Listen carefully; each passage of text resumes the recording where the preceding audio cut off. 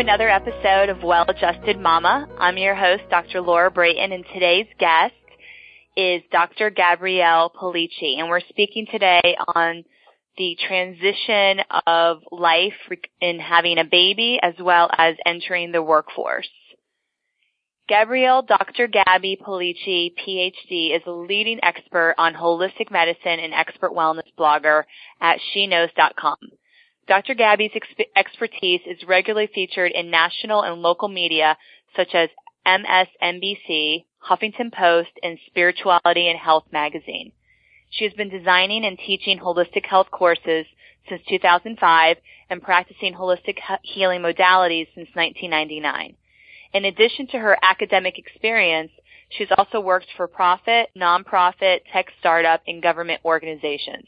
Dr. Gabby has more than 2,000 hours of training in holistic modalities and is certified in massage therapy, healing touch, Kundalini yoga, Jivamukti yoga, and mindfulness meditation. For more information, please visit her website at GabriellePolici.com. Welcome, Dr. Gabby, to the show. I'm so happy to have you on today. Thanks so much, Laura. It's great to be here. So today's topic is one that I have not covered yet on the Well-Adjusted Mama podcast, and it's really about empowering women that are wanting to return to the workforce after giving birth, and we're going to be able to teach some strategies today to help support women in that perspective. And we'll also be able to cover just the transition of having a baby and the new lifestyle that goes with that as well. So, Dr. Gabby, let's start off with talking about what is your personal story of why you chose to become a professor and coach that specializes in holistic medicine.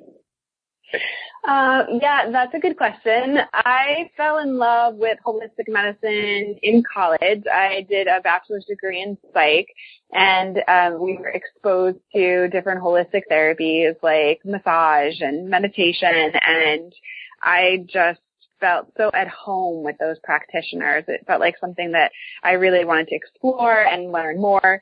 And so I went on to do my master's degree, and during that time I also enrolled in massage school and studied some different energy medicine modalities like Reiki and healing touch. And the more I learned, the more I wanted to learn. And I felt not only the professional opportunities that come with learning about this, but I also felt a deep personal change in myself. All my lifestyle habits were changing, and the way that I was eating was changing, and my body was changing, and I really felt the personal benefits of being part of the holistic community and practicing holistic therapies. And then when it came time to do my dissertation research, originally I was going to do a traditional psychology degree and, just write about the mind and behavior, but I was so embedded in this holistic community that I decided to research and write about women who were practicing alternative and holistic medicine. And so I found a bunch of amazing women who were therapists and energy healers and body workers, and I interviewed them and I gathered their stories and looked for some themes and wrote that up as my PhD thesis. And then I began to teach that. And so for the last 10 years, I've been teaching holistic medicine and everything that I've learned in my own training and my own experience. It's so cool, like how you can really, that was just like you were called to like almost go into a deeper level of psychology, because it's great to kind of have an idea of how the mind works, which, by the way, we only really have like a little glimpse of that, right? Like there's so much we don't know about the brain and everything. But I think it's a lot more interesting to be able to learn not only how it works, but how you can empower someone to make a shift in the way they're thinking. And as human beings, I think that's a lot more challenging for all of us. So that's really juicy to me that you're able to help people with that shift. Yeah, I love the way that you describe it as deeper. It definitely felt deeper to me as well. There's sort of, the surface level of behavior, this trigger causes this reaction, but then there are many, many layers underneath about our emotional patterns and our neural pathways and our conditioning and our family history. There's so many other levels and layers, and that's stored in the body, in the tissues, in the spine, and the muscles. And we can access all of that physically, or, through talk, or through different spiritual practices. So we have a lot of different ways to access and to create those shifts. And I definitely think it's a deeper approach to well-being than a traditional approach. Mm-hmm. Yeah, that makes a lot of sense to me. So with all the experience that you've had working with, different clients and teaching this type of work to students, what has become your perspective on how to successfully adapt to a major life event, like, for example, having a baby and having a new lifestyle that goes with that, addition to the family?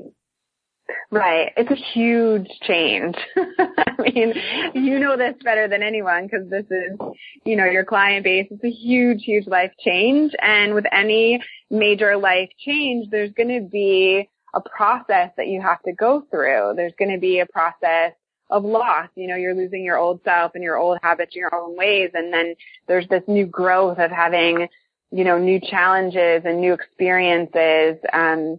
And it's going to stretch you and put you pretty far out of your comfort zone. So what I guide people through whenever they're going through a big change is creating an infrastructure of self-care and support to help you get through that process as easily as possible. One of the things that happens is that when we're facing a lot of change or a lot of stress, self-care management tools tend to fall by the wayside. It's easy to go back to bad habits of, eating junk food or not going and doing your exercise routine or your meditation routine. And so having, a structure in place where you maintain really good self-care and also have a support system, whether it's coaches or therapists or practitioners that are helping you along the way and creating that accountability for you so that you stay on track and you're doing what you need to do to take care of yourself during the process of change. I think that's one of the most critical pieces that I see to help people to navigate that process in a way that's, more supportive. Yeah, I completely agree with that. I see that a lot with the new moms that are in my office, especially if they're a first-time mom. But even, second, third-time moms are having new challenges with, an extra, child to care for. And, a lot of times, unfortunately, the babies are actually who are coming in for the care first, and then they're followed by moms, and then dads tend to at the end. And, I'm just such an advocate for mama self-care. That's a theme that is always present on my podcast. And, I'm so glad that you're mentioning it. Like, of course you want to make sure your baby's taken care of and receiving the care they need. But can you speak to a little bit more on why mama self-care is so important? Yes. I mean, it's critical. It's the cliche when you're on the airplane and the oxygen mask drops down, you put it on yourself first. It's like, It's critical for your energy levels, for your ability to take care of another human being. You're branded the well-adjusted mama, like this adjustment, this being well-adjusted and having things in balance as much as you can. I mean, things are never going to be in perfect balance, but having your physical, mental, emotional, spiritual being in balance is what's going to create an environment that provides the nurturing and support that your kids need to grow and to grow up well-adjusted and to be healthy. We all have that experience of being around people who are super stressed and frantic and depleted and what that's like versus being around people who are vibrant and balanced and healthy and what that's like. And it's a big difference, right? So this process of taking care of yourself, it's not a selfish process, which I think some women have to make that shift, that it's like selfish to take time to get a massage for myself, or it's selfish to take time to get some extra sleep, or whatever the case may be. But actually your body, your being is the instrument that you're using to then, build your family, take care of your children, and you have to take good care of yourself in order to be effective in all of those other roles. That's right. I completely agree. And it is definitely the truth. Like if mama is depleted, then unfortunately everyone else around her that's depending on her is going to, receive substandard care, right? Because she's not her cup is already depleted. She's not in an overflow place that she can give. And, as women, we tend to be those caretakers. So it's beyond just taking care of a new baby, but usually there's a spouse involved, and there's also potentially friends and other family members that are somewhat dependent on being taken care of. And so that's where that support comes in, and it's just so important after having a baby. Definitely. I totally agree. Yeah.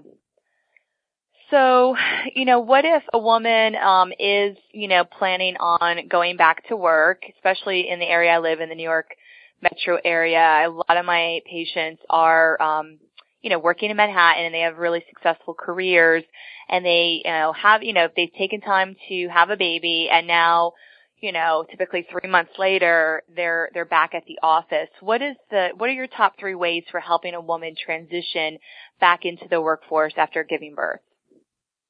Yeah, that's a really good question. I see that some women, after they go through a change like this, actually their priorities shift quite a bit. And the way that they worked before isn't going to work now that their life has changed so much. So, I think having some sort of self-reflection, self-awareness process in place where you can go, okay, what are my priorities now? How do I want to structure my schedule and my day and my work so that I can be available for my family, so that I can have time for self-care, so that I can balance these new commitments and challenges, having some kind of way to reflect and to say, I don't have to go back to doing it the way that I did it before. I can do it differently. Because I think a lot of women desire to do it differently when they go back after starting a family. So I think that that's really critical.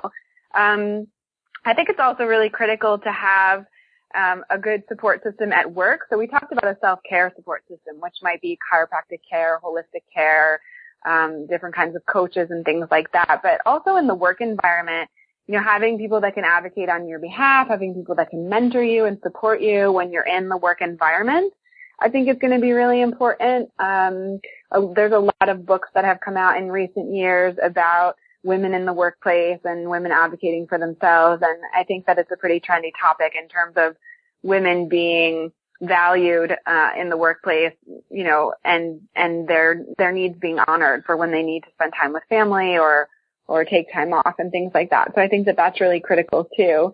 I also think that we need to be easy on ourselves during this process. I hear a lot of women use a very perfectionist language. They want to do everything perfectly, and I don't think that exists. I don't think we can do everything perfectly. So I think lowering some expectations or some perfectionist patterns, especially in Manhattan. I've lived and worked in Manhattan. I did my master's degree in Manhattan. I know the culture, and it's a very ambitious, very driven culture.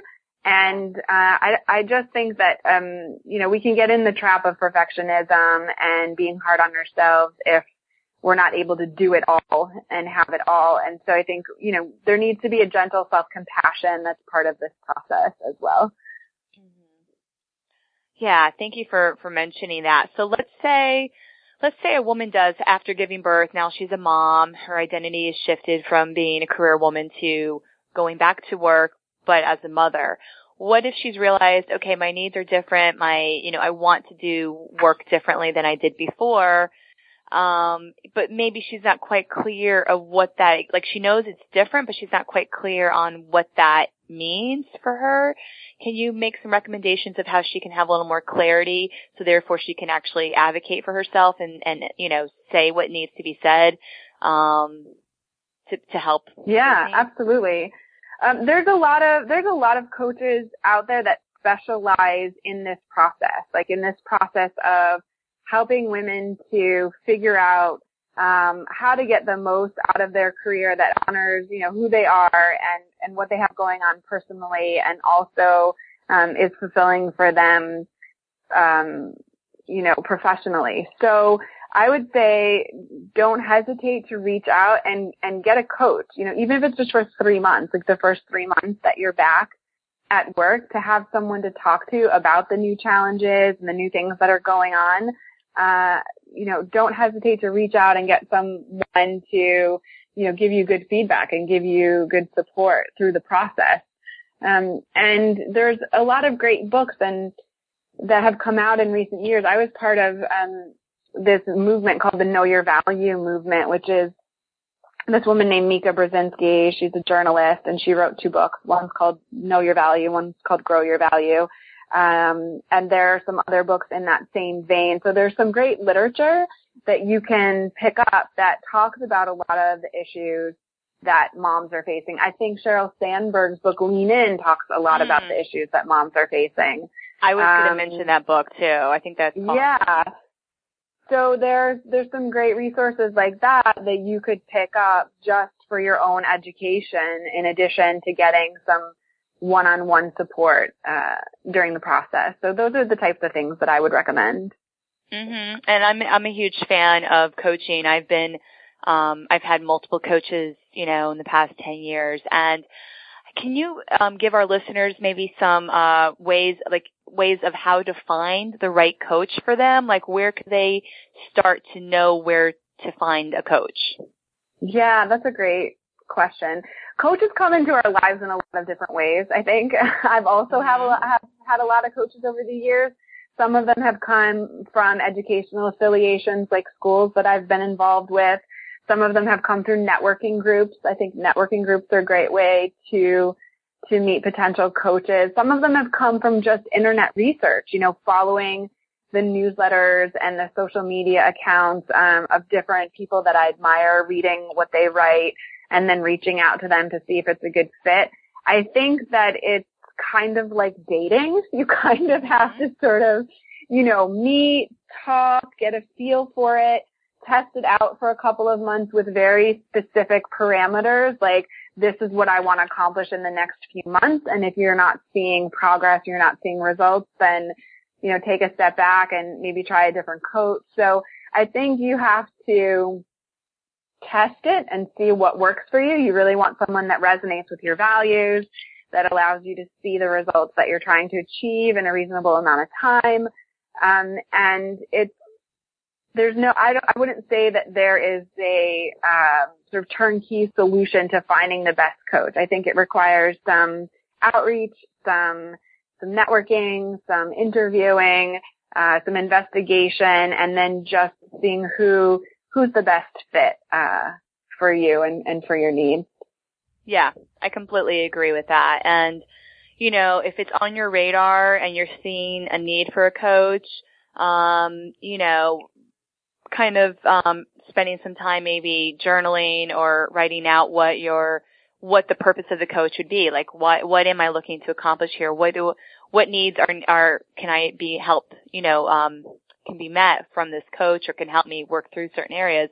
And then when you're clear on that, a lot of times, like you said, you can do internet research and put that out there.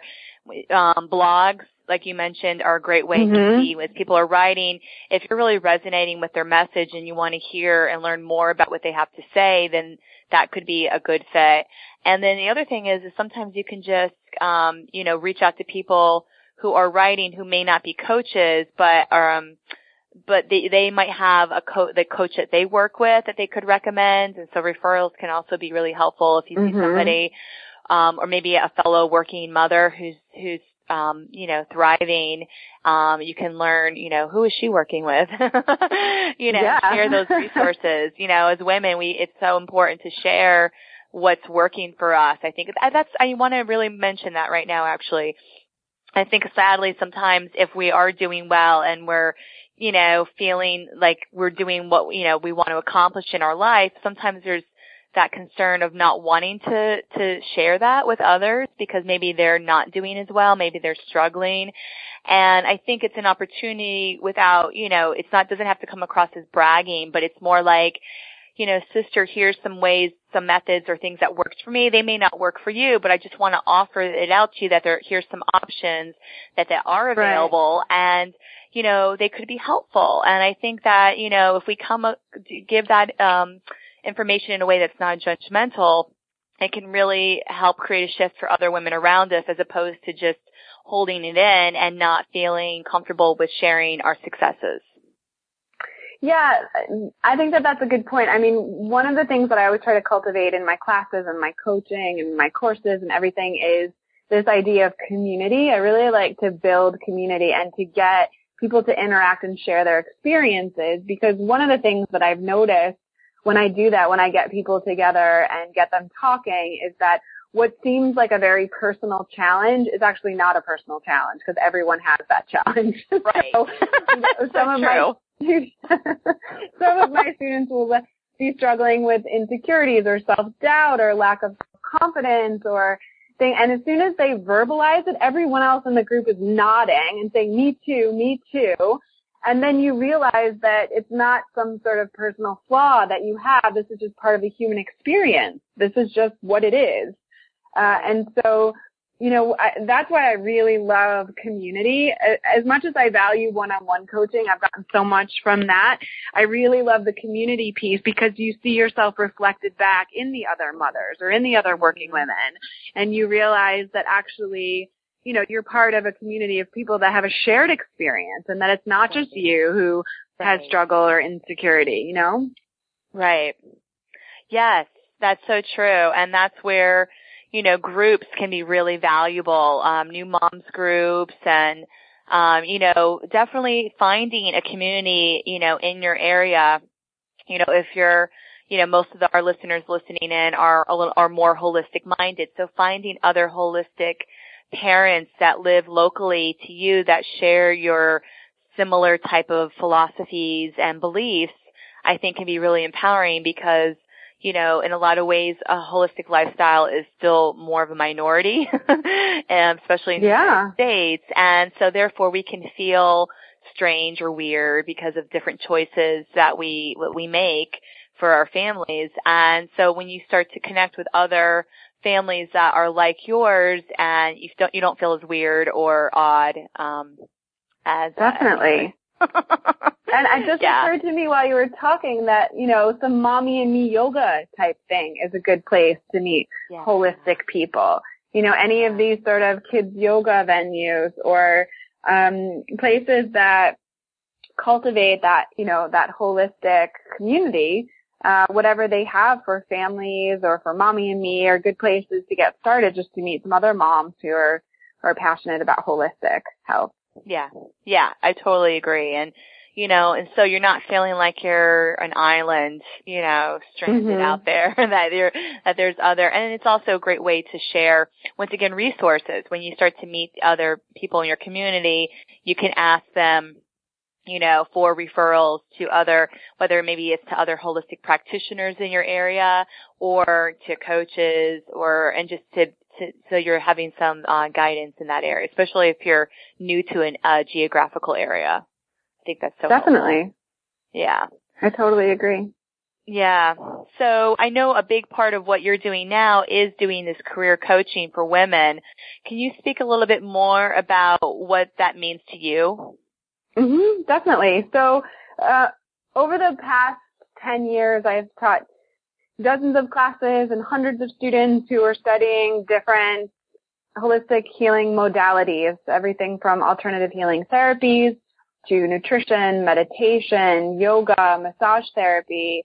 And they were learning all the skills that you need to be a good healer, how to have a healing presence with people, how to diagnose and treat different illnesses and things. And then once they completed their in their particular,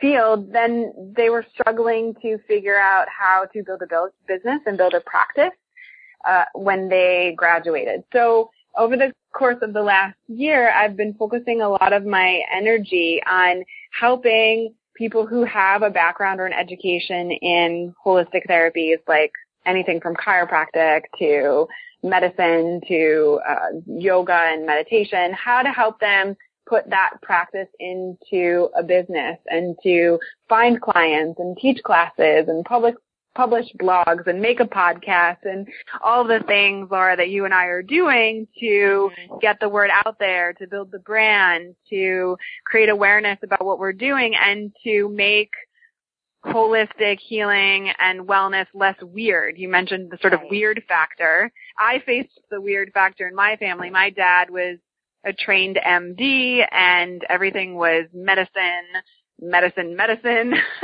So it was very strange and countercultural in my family to become a vegetarian or to try acupuncture or other types of things if I was sick. And so I faced that same kind of, you know, why are you so weird? Yeah. Why are you doing it differently kind of attitude? Yeah. And a lot of the students are also facing that. Once they graduate, they get some experience and some education. They want to be a practitioner. They're also facing that challenge of not getting the support that they need from their family or from their, you know, the culture they're in, and they're needing some other advice and support about how to build their practice and how to be successful. So in the last year, I've really shifted towards helping them to be more successful with their work, with their business, whether it's writing or presenting or teaching classes or seeing clients, because I really think that we have an opportunity to infuse not only the whole medical system, but just the whole world with these different holistic practices that allow you to be more well-adjusted, allow you to have, you know, better quality of life, more self-care. And so I think that it's really important that we get it out there. I couldn't agree more. And the more as practicing, you know, healers, the more that we can get our message out to a larger audience, the more people we can help, number one.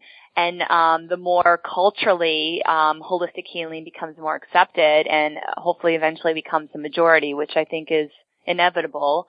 And then also the more that we can actually thrive and have abundance, right? So building a successful business is not about necessarily making more money, but it's inevitable. The more people you're helping, the more value you're giving to your community, the more your bank account increases. And I think that is really, you know, important to be excited about. And you know, I'm sure you probably handle some like financial blueprint stuff with your clients.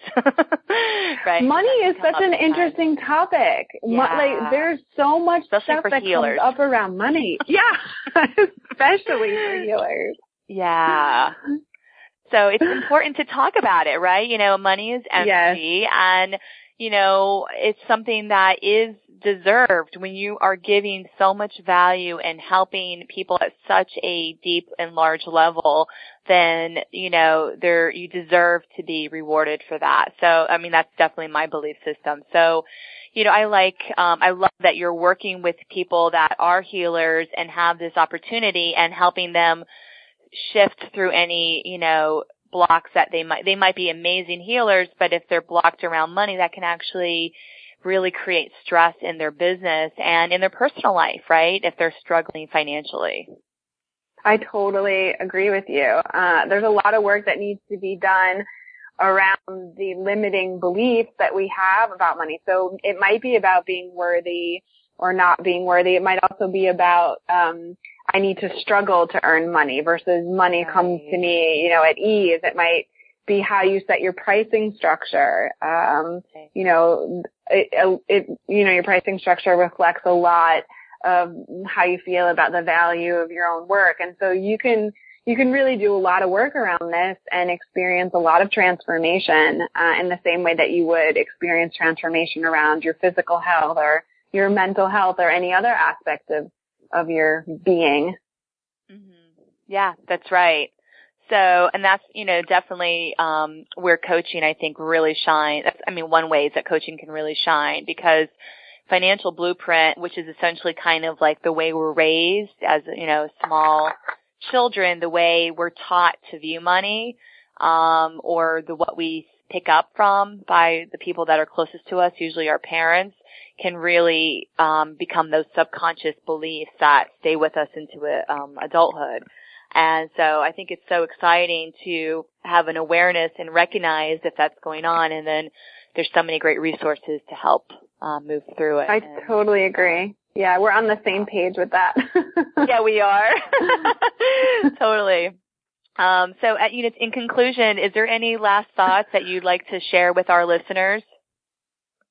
Sure. I would say that this is going to be a really exciting time. If you're listening and you are a new mom or you are planning on becoming a new mom, this is going to be such a great experience. You're going to stretch and grow in ways that you just couldn't even comprehend, I think, before you set off on this journey. And I would say just as much as you can cultivate a joy and appreciation for the process and try to remain as present as possible and not be afraid to ask for help, I think the easier it will be. There's no need to try to, sort of do it all yourself.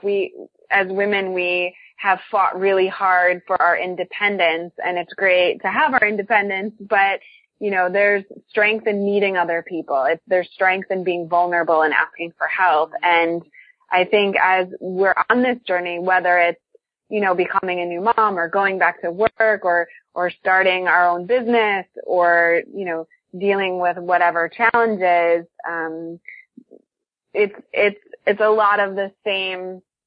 It's a lot of the same resources that are going to help us. It's the self-care. It's the not being afraid to be vulnerable and ask for help. It's getting the coaching and the appointments with practitioners when we need it, when we're weak or when we're having a hard time. So yeah, I would say just take really good care of yourself and you will be a well-adjusted mama. Mm-hmm. Oh, I love it. It's so, yeah, you and I definitely speak the same language. So I am so grateful for you taking the time out of your busy schedule to come on today and share your wisdom and your passion. And if listeners are interested in getting more information about you or, working with you or any of your other products, how can they find you? Yeah, of course. You can find me on my website, which is just my name, GabriellePellicci.com. It's GabriellePellicci.com. And that has information about my coaching and my courses, and my blog is there. And you'll find me all over social media on Facebook and YouTube and Instagram. You can communicate with me in any way that you want. Anyone who's listening, you can set up a free consultation with me. I call them discovery sessions. And we can talk about whatever challenges you're facing. And if I can help you, I will help you. And if I can't, I will refer you to someone who I think can help you. So anyone can just go onto my website and schedule a free discovery session if they want to have a conversation. I would love to hear from you and love to learn about how I can support you in becoming more healthy and happy. Awesome. Well, thanks again for coming on the show today. Sure. Thanks so much, Laura.